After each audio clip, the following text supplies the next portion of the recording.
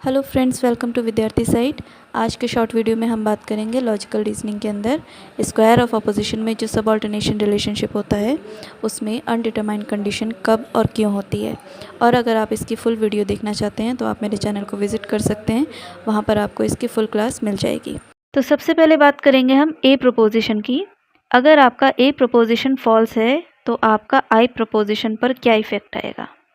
ए preposition को false मानने पर आई प्रपोजिशन अनडिटरमाइंड हो जाएगा। अनडिटरमाइंड का मतलब है कि ट्रू भी हो सकता है और फॉल्स भी हो सकता है, यानी कि दोनों की ही पॉसिबिलिटी है, इसीलिए हम इसे अनडिटरमाइंड कहते हैं। इसी चीज़ को मैं आपको एग्जांपल से भी समझाती हूँ। जैसे मान लीजिए सभी गाय काली होती है, इस स्टेटमेंट को फॉल्स मान लिया। कुछ गाय काली होती है, ये स्टेटमेंट ट्रू हो जाएगा।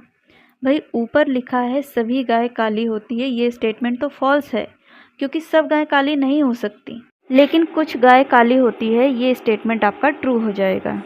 अब इसी का ही मैं आपको दूसरा एग्जांपल बताऊंगी जिसमें कि आई की वैल्यू फॉल्स हो जाएगी।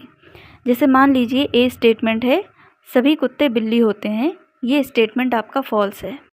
कुछ कुत्ते बिल्ली होते हैं, ये स्टेटमेंट भी आपका फॉल्स हो जाएगा। अब यहाँ पर आई को फॉल्स इसीलिए किया है क्योंकि सभी कुत्ते बिल्ली होते हैं, ये बात तो रियलिटी में भी पॉसिबल नहीं है। इसीलिए कुछ कुत्ते बिल्ली होते हैं, ये बात कैसे पॉसिबल हो जाएगी।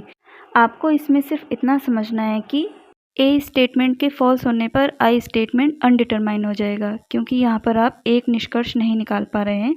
यहाँ पर दो पॉसिबिलिटी है, ट्रू भी हो सकता है और फॉल्स भी हो सकता है, इसीलिए आई को हम अनडिटरमाइंड कहेंगे।